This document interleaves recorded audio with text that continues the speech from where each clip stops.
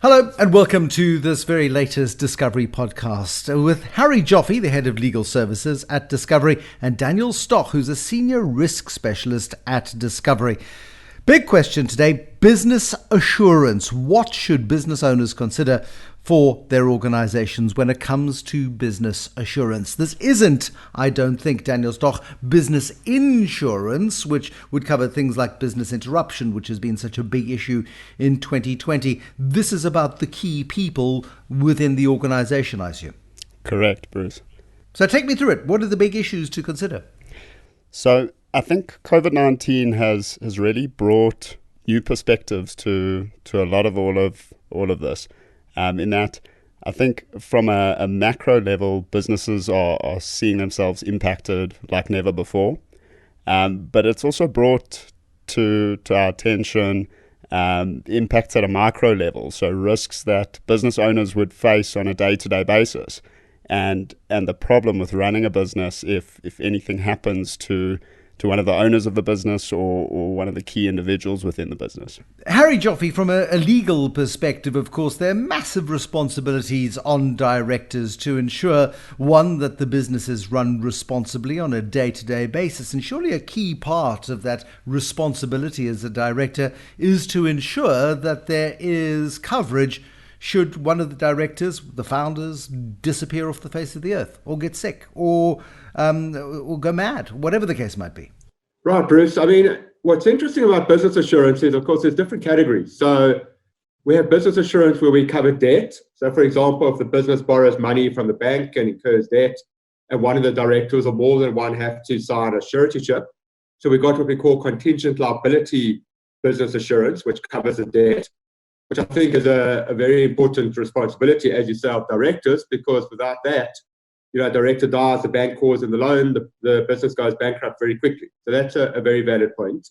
Then the second kind of business assurance is what we call key man insurance, or key person, to be politically neutral, where the director is insured because they are the key individual. So they're the ones with all the contacts, they're the ones with all the skill. The other directors are really just a sideshow. And that key person policy ensures that if that director dies or is disabled, then the company can go into the market and procure a replacement. And then the third kind is what we call buy and sell insurance, which is if one of the directors dies or one of the shareholders dies, the remaining shareholders don't want to be in business with their family. They want to be in business only with themselves.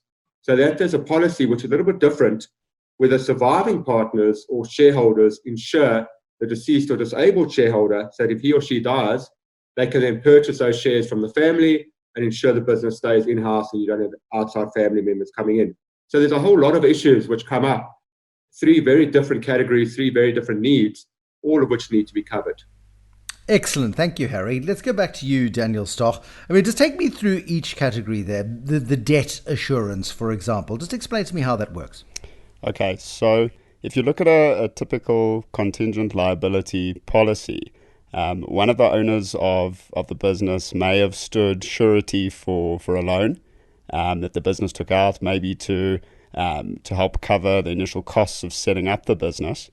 And if that partner were to pass away, for example, because he stands surety for the loan, the estate actually is liable to repay that loan. And that can obviously place a hell of a lot of pressure on the family of the deceased, and at the same time, it could take some time to actually recoup that money. Once a contingent liability policy is in place, if the life assured passes away, that payment is then paid to offset the loan and relieve any pressure that there may be on the estate. Okay, so there's debt there. The key person one, I think, is easier to understand. I mean, in the case of Discovery, for example, should something terrible happen to Adrian Gore, that would be significant. Should something happen to Harry Joffe, for example, Daniel, less consequential. Yeah, uncomfortable for their legal services department, but not really that big in the life of Discovery, right? So you would look at the relative impact that the individual has within the business. And then there are a number of different metrics that you can use in order to determine how much cover you may need to ensure as little disruption as possible should something happen to one of the key people. Harry Joffe, how do you feel about this? I'm just checking. What about Liverpool and Mo Salah? That would be a key individual. No, absolutely. And now we're talking about scale, aren't we? I mean, that's an absolutely key individual. And I suppose Liverpool must be incredibly well insured. And the policy rates there would be pretty lucrative based on the fact that he puts his body on the line perhaps more often than the head of legal services does. The buy and sell insurance is particularly interesting here, Daniel, because we watch these American soap operas and dramas where the founder of a business dies and suddenly the drug-addicted Ferrari-loving, fast-living, cocaine-snorting son and heir comes in and starts calling the shots and everything falls apart. And it makes for great TV drama. I suppose the buy and sell insurance is precisely to prevent that sort of thing from happening. It's exactly that. And it's put in place to make sure that the business can continue as smoothly as possible. And the family receives a fair payment for their ownership within the business. So you prevent scenarios where exactly that someone comes in without sufficient prior knowledge, and it creates a lot of disruption within the business. That's completely prevented, as the owners of the buy and sell agreements would be of the buy and sell policies would be the surviving partners. So they would receive a payout, and there would be a contract in place that would require them to pay that money to the family and buy up the shares of the deceased owner. Harry Joffe, however, the deceased owner, the 50% shareholder in the business, dies and sees no fault in their son. Their son's just going through a bit of a rough patch. And in his will, he has said that he would like his son to inherit his shares, and he would like his son to take over as managing director of the business at the age of 28, for argument's sake. How does that relationship exist, that emotional attachment exist in the world of the buy and sell assurance? Yeah, Bruce, I mean, that's a very valid point, because, and this is something we keep stressing to our advisors and our clients, that it's no point just having policies in place, because policies in place, are useless. Someone dies and someone gets paid out. The policies have to be backed up by a very strong and watertight buy and sell contract. And what we put in place are these contracts, which typically say, if Mr. A dies, his policy would pay out to Mr. B and C, who are his co-shareholders, and his estate is obliged to sell those shares to Mr. B and C at a prepared value, at a pre-planned value or a pre-planned method to determine that value. So whatever Mr. A says in his will is actually overridden by that binding contract which he has signed before he died. And it's so important that it's signed and it's dated and it's witnessed, etc., etc. So we actually bind Mr. A's estate to sell those shares. So the executor will have no option but to sell those shares in terms of the agreement. What sort of eventualities, Daniel, does the buy and sell assurance cover? What happens if we fall out? What happens if it's a case of one of my favorite stories is the founders of Apple, Steve Jobs and Steve Wozniak, were very young and were very impressionable, and they took lots of risk, and they brought a guy called Ronald Wayne in to run the business with them because they needed adult supervision. But Ronald Wayne was at a different life stage. He was in his 40s. He had kids at school. He had a house. He had a mortgage. He had all of those sorts of things. And after about 2 weeks after signing the Articles of Incorporation for Apple, in which he was given a 10% stake, he bailed and he said, no, I absolutely can't tolerate your guys' appetite for risk. I can't stick around here. And he sold them back his 10% stake in Apple for, I think it was $800. That stake in Apple today would be worth $200 million, 10% of a $2 billion company, and a considerable agreement. Can a buy and sell agreement cover if one partner decides to leave or falls out with the other partners, if humanity gets in the way of the business arrangement, for example? So maybe Harry can talk to that question, but the first part of the question is more around just the risks that you would cover under a buy and sell agreement. And these are typically death and disability. So sometimes you'll see an agreement with only life cover on it.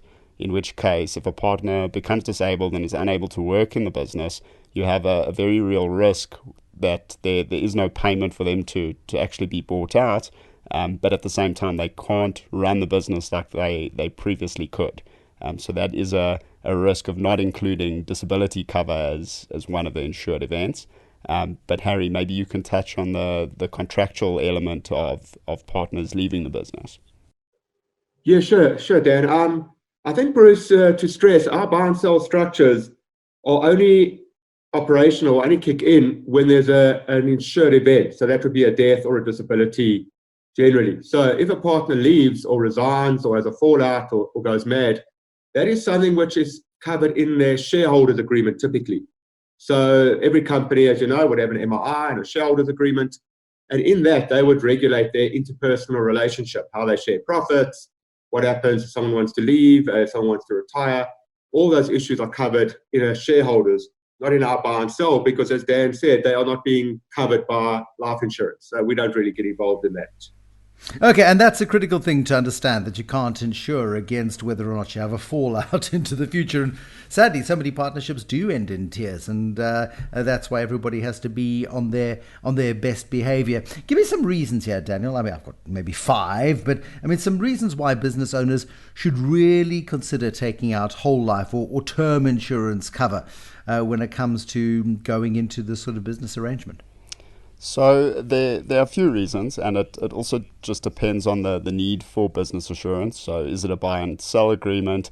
Is it key man cover, contingent liability? But generally the sort of theme is to ensure as little disruption in the business itself as possible, and to easily enable partners to buy out deceased owners or disabled owners.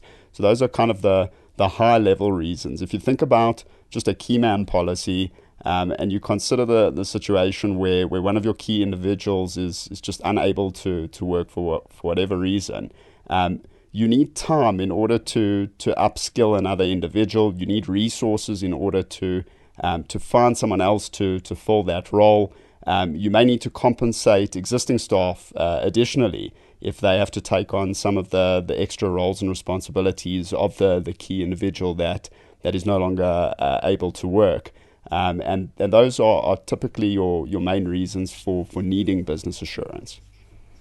And the difference then between the concept of term and whole of life in a new entity. I mean, startups are interesting things because most of them will fail, as we know, but some will succeed. Some will stay under the care and ownership of the founders forever, and some will be sold 4 or 5 years in. But what is the difference then between term and whole of life? So term assurance is typically insurance that expires at a specific date. So across the market, you'll find different types of term cover.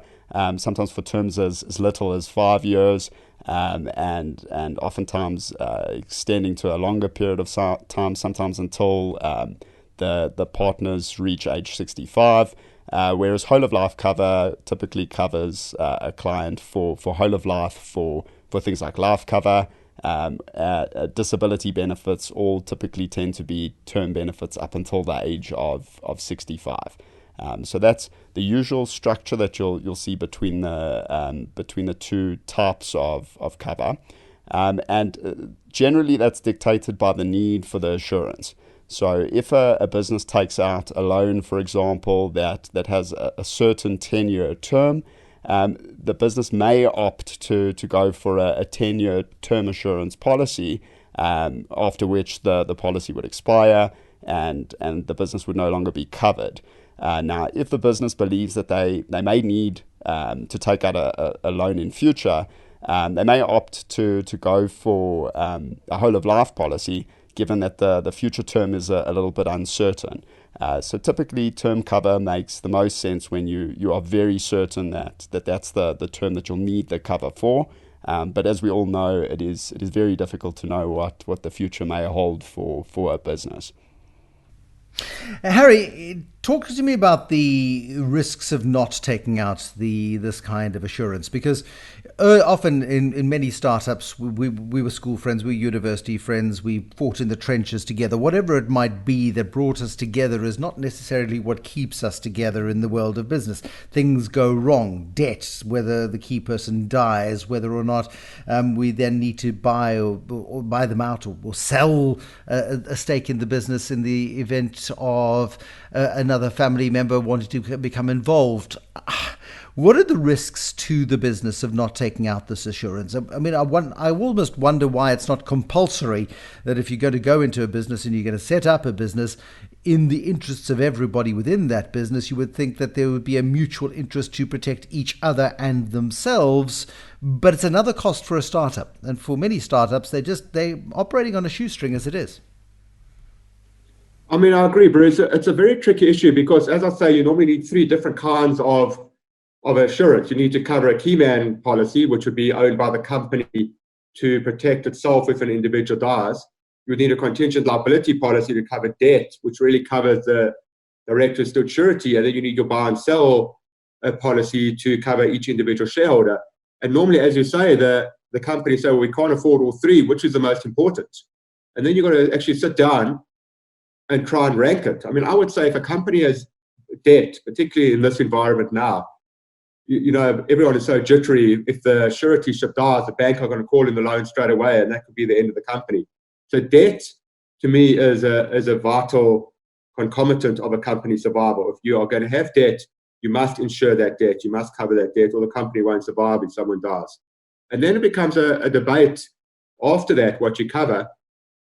I mean, buy and sell, Bruce, as you say, that the main shareholder dies, and now the remaining shareholders are stuck with their son, who knows nothing about the business and is demanding dividend payments to fund his lifestyle. That again would put the business under severe strain and it might not survive. And I mean, we've all seen these court cases play out in the Sunday press, where the shareholders are in court, locked in litigation over share values and over family members that don't want. So again, those kind of things, if you don't do it properly and you don't structure, will put the future survival of that business at risk. And as I say, you need not only policies, and that's, I think, the point to stress.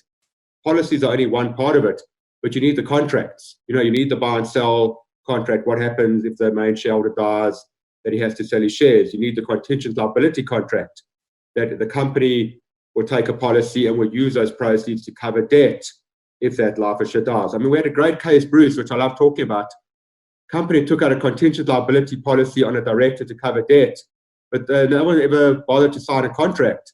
That director died, or that shareholder, and the remaining shareholders took the money, went off to Mozambique and bought themselves beautiful sailboats, and the company went insolvent and they disappeared.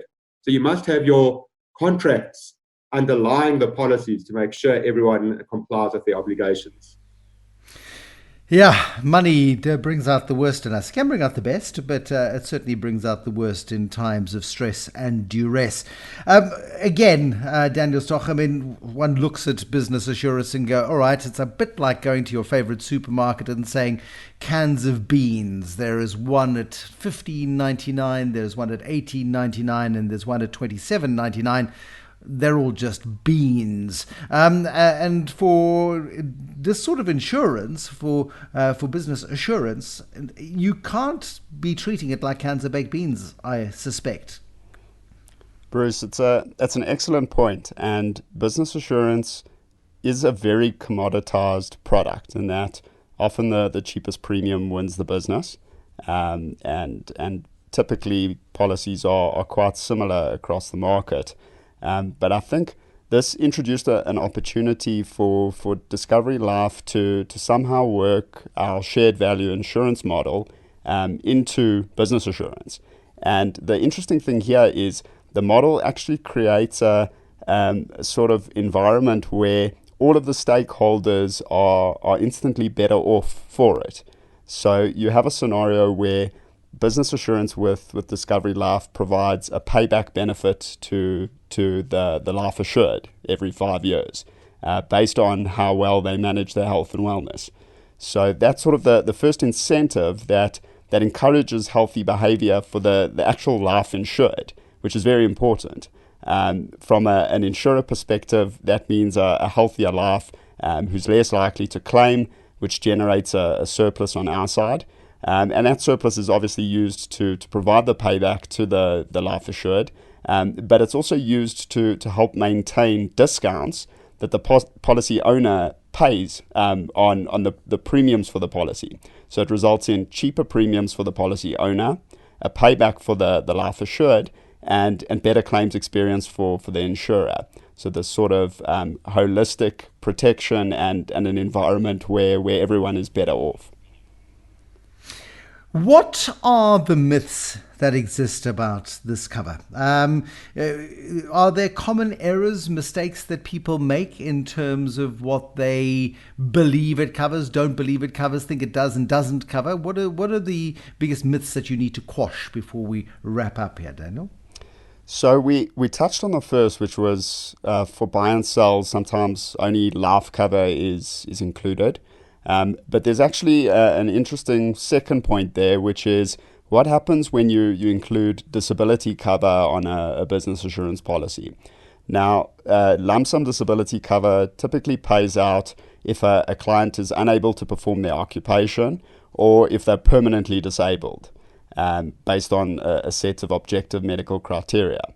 Now, if you take a normal disability benefit, there is a scenario where you could become or be deemed to be permanently disabled, but you could still actually be able to perform your occupation.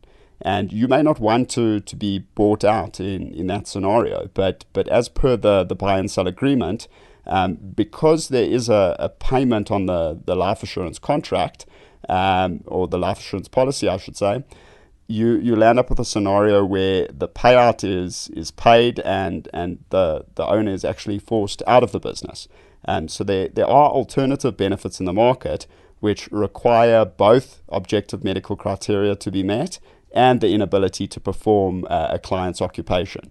And if that happens, then the policy pays out a lump sum and the buy and sell contract is triggered. So that's one subtlety when it comes to buy and sell business assurance. Another interesting one is on key person cover, because typically when we think about business assurance, we think about life cover, we think about disability cover, but there's also a very real risk that a key individual becomes sick. And on key person contracts, policies, you're actually able to add severe illness cover as well. So it's a great way to make sure that the key individual within a business is comprehensively protected against sort of a full array of risks, remembering that severe illness benefits pay out at multitudes of levels. So even if the life assured isn't too severely ill, there would still be some sort of payment that pays out to make sure that the business can continue running as smoothly as possible. And Harry Joffe, I mean, final word to you on this. I mean, really, business assurance is making sure that as you go through the life stages of your business, that you truly never walk alone. Thanks, Bruce. Kind of you to throw in that simile. But I think the key issue here as well, I mean, you're asking Dan to talk about some common problems. And I can tell you, Bruce, the most common question I get asked, and it's an amazing question if you even think about it, but it comes up all the time. Partner A insures partner B.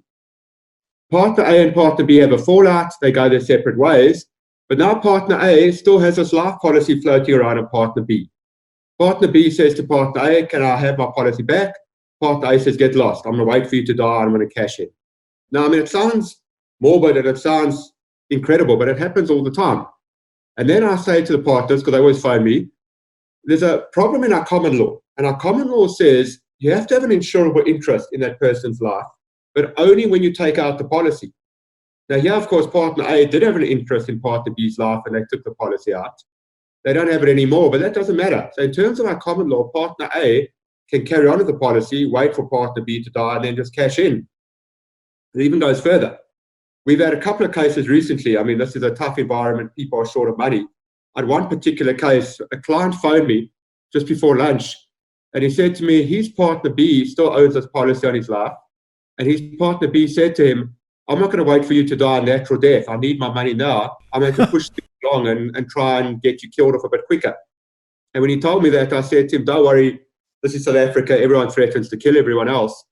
And he said to me, no, I had a break-in at my house last week, and the people that broke in took all my guns, all my defensive weapons, and they said, we're coming back for you next time to finish the job.